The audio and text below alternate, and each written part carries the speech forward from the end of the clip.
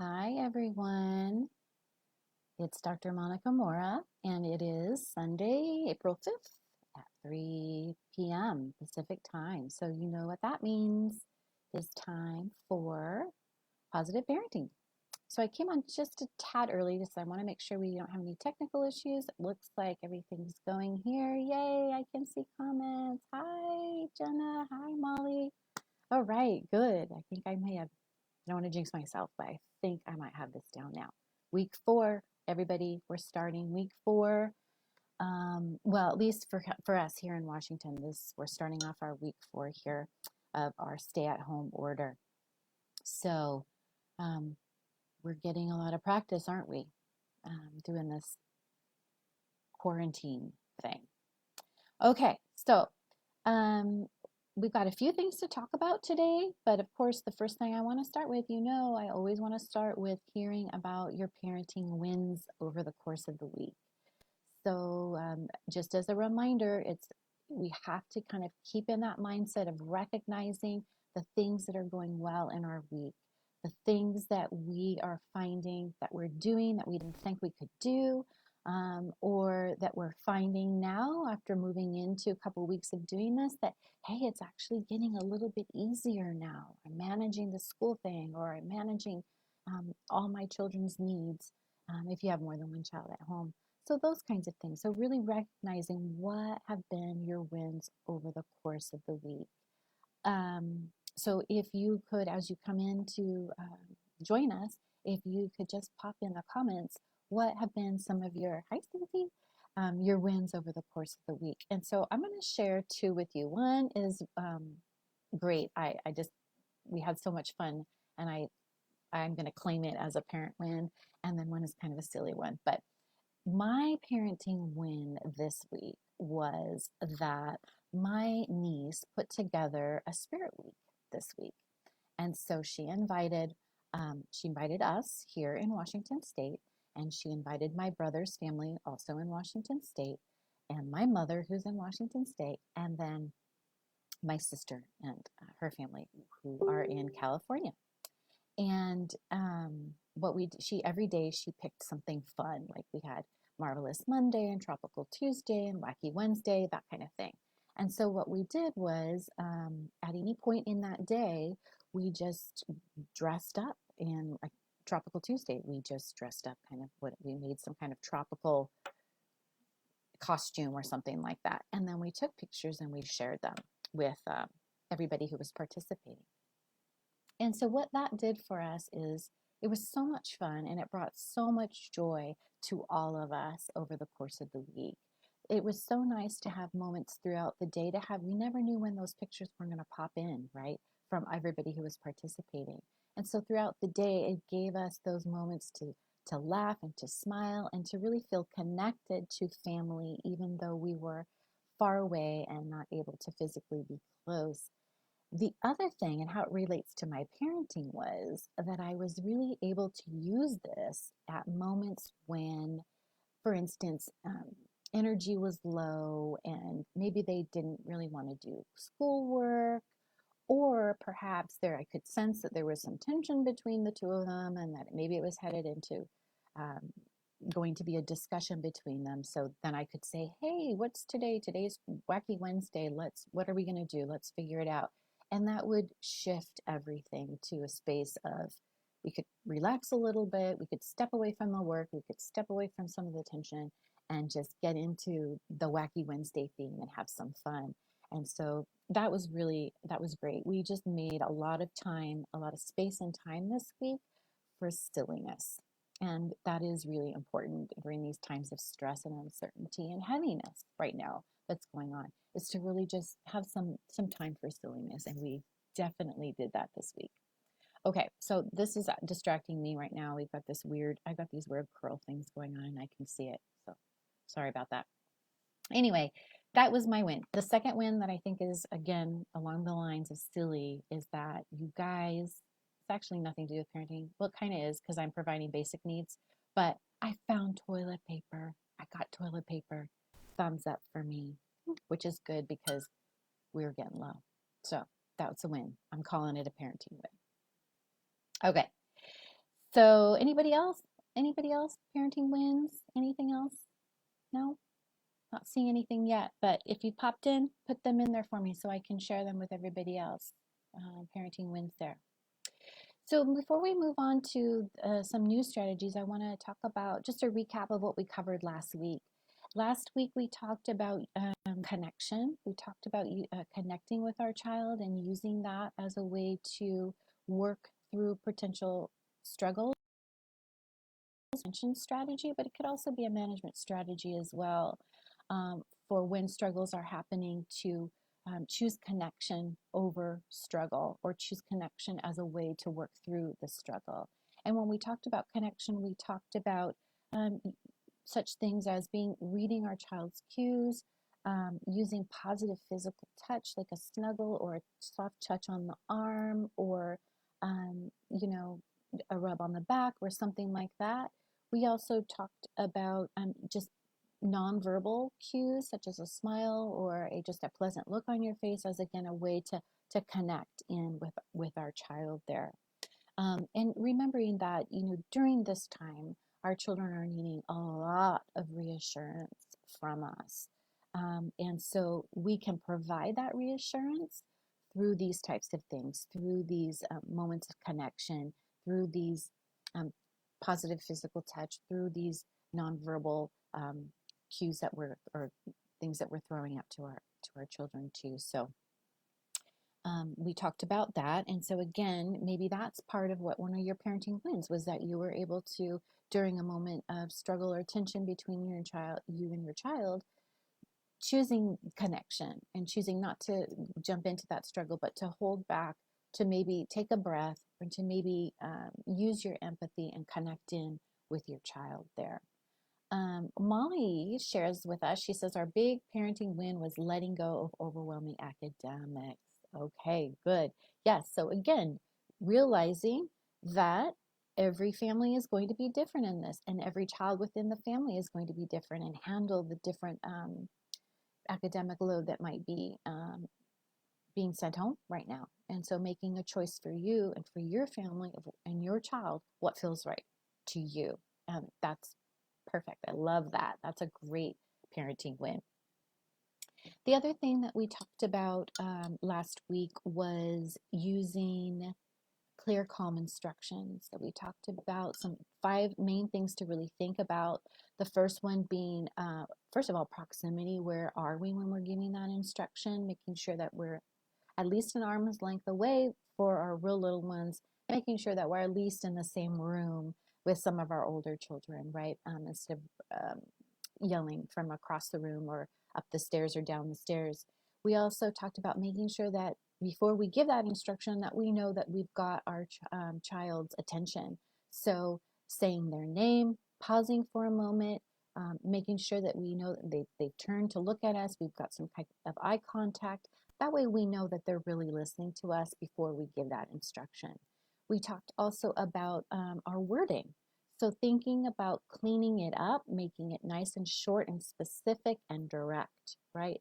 And being careful not to use questions as instructions, because remember, when you use a question like, can you put your toys away now, you are implying that they have a choice, right? They have a choice to say sure, or they have a choice to say, nope, I don't really feel like it. So making sure that we don't ask a question unless truly there is a choice for them. And so really cleaning up the language, take out the I need you to's, I want you to's, you need to's, and just be really clear and direct with our question, or excuse me, our questions, our instructions there. So saying, put your toys away, please, right? That kind of thing. And then the other thing we talked about, this fourth thing with those instructions, was to wait at least 5 seconds after we've given an instruction before we give another instruction or before we take another action. So those 5 seconds are really about allowing our child to process what we've asked them to do, and then to act on it, right? To move forward with responding to that. So usually we jump in around 2 seconds and we want our child to just get up and do something right away, when we really need to allow at least 5 seconds for our child to respond and, again, get up and take action. Okay.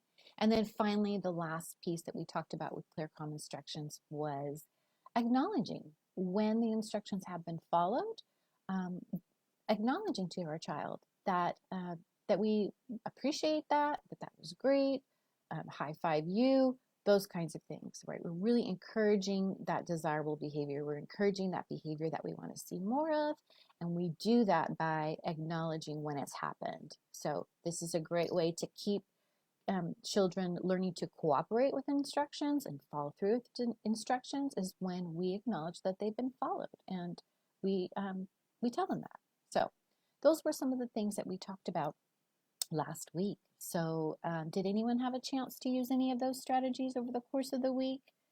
Um, if you have, that would be great to pop in there and let me know. If you were able to, again, like I said, choose connection over struggle, or did you notice the type of instructions that you tend to give? Did you notice that you tend to ask questions a lot? That's a really common one. I hear parents use it all the time. Um, and it's okay to ask questions just as long as they truly have a choice. So we just want to clarify that. Before I move on to some of the other strategies I want to share with you this week, I just want to remind everybody here, um, and Molly, you brought this to my attention, talking about letting go of overwhelming academics. And I know that on this site, our Too Cool for School website, we've got an like abundance of these fantastic ideas and these scheduling suggestions, and people are asking for support around how to implement some of these things, and it's great. I just want you all to realize that we are not simply homeschooling right now. Okay, we did not just make the shift from um, going from to a school situation to homeschooling situation. Now, of course, those of you that have been homeschooling all along, this didn't disrupt your homeschooling, the academic portion of it. You, of course, still have to deal with the emotion and the uncertainty and all of that. But for those of you that have already been homeschooling, your academic piece, you just kept rolling with it, right? But for those of us who had our children in other types of educational environments, we didn't just make a simple shift into homeschooling, right? When someone chooses to do homeschooling, they have some time to think about it. They have some time to research it. They have some time to plan it and to prepare for it. They have time to get into the mindset of homeschooling. They have the time to sit down with their child and talk about homeschooling, right? That's not what happened here, okay? We just got really thrown into it. And so what we're doing, folks, is crisis schooling. That's what we're doing. And that's a strong word. And I know that I spoke before about kind of the language that we're using. Um, and we can definitely use homeschooling now, but in terms of understanding and having grace for yourself and having grace for your child or your children, um, you have to recognize you didn't just shift into homeschooling, okay? So if it's bumpy still, if it's messy still, if some days there are good days and some days there are bad, or some days you feel like you've got it under control and some days you don't, all of that is completely normal, okay? It's completely normal given what we've been thrown into. And so, again, I just want to remind you all to be kind to yourself, be gentle with yourself, have grace with yourself. And by doing that, you can extend that to your children as well. Okay? So just wanted to remind you all about that. To give yourself some love. Okay, so moving in now to this topic, which I'm laughing because I think as soon as I say it, I can imagine what some of you might be thinking, but I'm going to talk to you about a parenting strategy called quality time. Yes, I said it, quality time. And so what that means is, and I'm laughing because I know all of you are thinking, are you crazy, lady? We have been spending time 24/7 for the last, I don't know how many weeks. How much more time can I possibly spend with my child, right? But what I want you to understand is just physically being under the same roof and or even in the same room does not equal quality time. Okay? Quality time involves us stopping what we're doing and giving our undivided attention to our child, preferably when they come to seek it from us. So when they come to show us something or tell us something, or if they're struggling with something, that we stop what we're doing and we look at them and we, again, with our nonverbal cues, we are communicating to them that I see you, I hear you, I'm listening to what you're saying, and I'm connecting with you. And ultimately, all of that, what that communicates to our children is, you're important to me. Your needs are important to me. So I'm stopping what I'm doing and I'm listening to you and I'm connecting with you and I'm here with you. Okay? That's what quality time means. Now, in typical situations, when we talk about this with parents, we say, under quote unquote normal life circumstances, children have different points during the day where they come to us for these touch points, right? These connection points where we can stop what we're doing and give it quality time. So for those of you that don't normally homeschool, it might look something like in the morning, you connect, right? You connect in. Hopefully in the midst of the morning rush, there's a moment where you're able to just maybe give them a quick morning hug or connect in with them, say good morning, have some breakfast. They go off to school, they come home, you touch base about how was school, you have another connection point where you're stopping what you're doing and you're connecting with them, right? And perhaps around dinner, and then maybe perhaps at bedtime. So there are a couple periods of times throughout the day in a normal situation where we might stop what we're doing and really engage and be connected with our child, giving them that quality time, right? Now, um, in this quality time, it doesn't have to be a lot. It can be 30 seconds to 3 minutes. Typically, that's really all it takes, is about 30 seconds to 3 minutes of connection, of just stopping what you're doing and connecting in with your child and giving them that, like I said, undivided attention. Again, that means turn away from the computer, put the cell phone down, stop folding laundry, let the spoon go as you're, for the pot that's on the stove, whatever. You are turning and connecting in with your child. Now, when we're able to do this on a consistent basis, what we teach our child by doing that is that when the child learns, when I truly need my parents, they're there for me. I can trust that when I need them, they're there for me. And so as we do this on a consistent basis, our child learns that they don't have to come all the time. They don't need to have our attention all the time, right? It's not necessary because they have that trust that my parents are there for me, and I'm important to them. And I know that internally, I know that inside. And so for a child who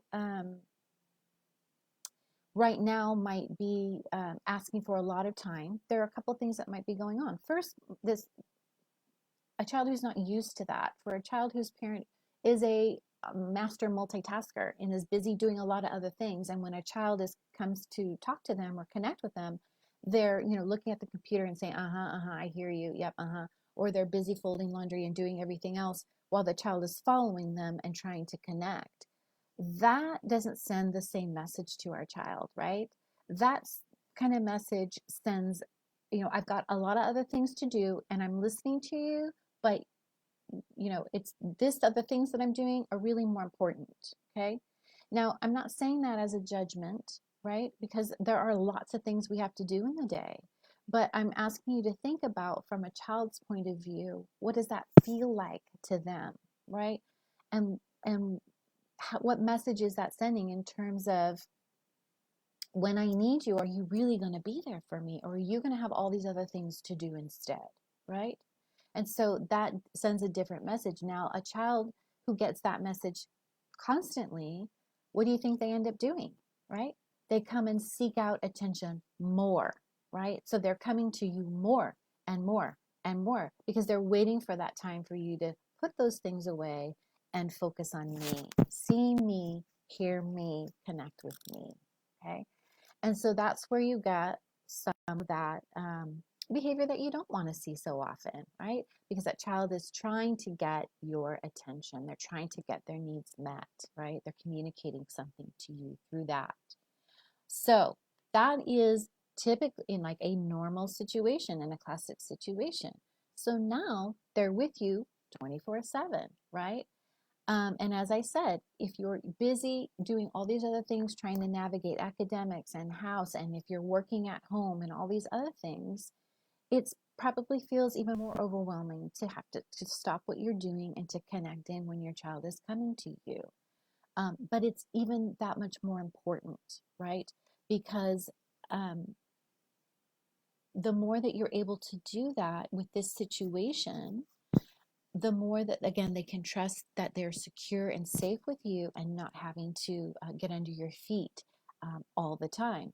Now, that being said, you can expect for children right now to be wanting a lot more connection with you and a lot more attention from you, just given the situation. It goes back to what I was talking about earlier about needing that reassurance and needing that connection and that sense of safety and security from you more so than they would in a typical situation.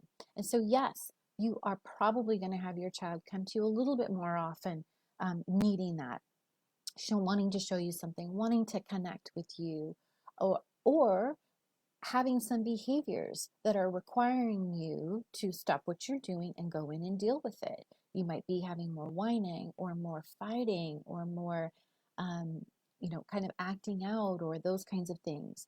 And so remember, our children, a lot of times, they can't articulate to us, I need your attention. They can't verbally tell you, I'm feeling scared right now and I need you to just sit with me and hear me out. That's not, they're not, a lot of them, I won't say all children, but a lot of children are not able, they don't recognize that as what's going on with them. And so it comes out in other ways. So it comes out in behaviors that to you might look or might feel frustrating, irritating, um, um, all those kinds of feelings, right? Agitated, you might get with that. And so taking a moment to talk, to take those breaths, to, take a moment to gather yourself and to be able to say, okay, what's going on, right? How much have I been kind of fluffing them off a bit? Have I been too much on my computer? Have I made some periodic touch points throughout the day with them to help with what might be going on, right?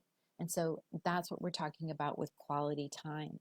So just because you are physically in the same room with them or you are at the table doing schoolwork with them doesn't mean that that's quality connection, that's quality time that you're spending with them, okay? So, and even in this moment where they might be needing more quality time and more connection from you than normal, still, if you're able to do that consistently, even in these circumstances, that can serve to comfort them and actually end up where they can back off of that just a little bit each time. So the more consistent you can, like I said, stop what you're doing, connect in with them, spend some time with them, take a break from the schoolwork and maybe go for a walk or read a book together or just sit outside and look at the beautiful trees. That is a moment, again, where you're sending so many different positive messages to them, helping them with that sense of security, and then come back in and try again, right? The more that you can do those kinds of things, the less they have to just constantly be behaving in a way that's going to make you come and get to them, maybe in a not so positive way, right? When you lose your cool. Okay, so I think that's pretty much all I've got for quality time. Wow, it's already 24 minutes. Holy mackerel. I don't think I'm going to be able to get to this well, let's try it. What I wanted to talk about here too was this concept of what we call directed discussion. So it goes back to um, I think it was in our first video where I talked about sitting down with your family and talking about having some agreements that you're going to have as a family during this time. And you can also use it in other ways, but really what this technique is it's a way to back away from the nagging. It's a way to back off from, the escalation into irritation with your child. So what it means is that um, let's say you just had this quality time moment with your child, and then after you've spent that quality time with them, you say to them, okay, so that was so nice that we were able to take that walk together. I needed that. Thank you for doing that with me. Um, Now, mom has a phone call that she has to take that's important. And so you take your book and go read in your room until my phone call is over. Now, you've given that clear instruction. You've padded it with that quality time up front. So now, when you're on your phone call, if your child comes out, right, and tries to interrupt your phone call, you can, you know, put the call on pause for a moment and look to your child. And this is what we call directed discussion, is when you say, hey, remember what we talked about and what you're supposed to be doing right now? Can you tell me what you're supposed to be doing right now? And the child will tell you, oh, I'm supposed to be reading my book. Okay. And then you can say, that's right. You're supposed to read your book while I'm on my phone call. So please go show me how you can do that now. Right. And so it's a way to have that child, we redirect them back to what we've asked them to do. And it's a chance for that child to self-correct. The child has remembered what they're supposed to do with our cue, and then can follow through with what we've asked them to do. Now, if that child goes back into their room and reads, then when your phone call is over, you would go over there and say, that was a great reading while I was on the phone. So helpful. I really appreciate you doing that. And so we are, again, emphasizing, we're not going to emphasize the fact that they came to interrupt us. We're going to emphasize the fact that they corrected it, and then we're going to really pay our attention to the behavior we do want, which is they went back and they read quietly while we were on the phone. So does that make sense? So redirection is, again, calmly asking them what it is, what was the agreement. So let's say an agreement that you came up with was, when we're angry, we express ourselves in a calm way to each other, right? In a calm way. Or when we're angry, we take a minute to calm ourselves down before we speak. Now, let's say you see that your children are escalating and they're getting into an argument. This directed discussion is a way to get back in there and say to them, hey guys, I see that you're having a disagreement of some kind. What was the agreement that we had about when you're feeling frustrated with each other? What are you supposed to do? And again, it's our child to say, we're supposed to take a moment and take a breath or calm ourselves down before we come back and engage with each other. They're not going to say that.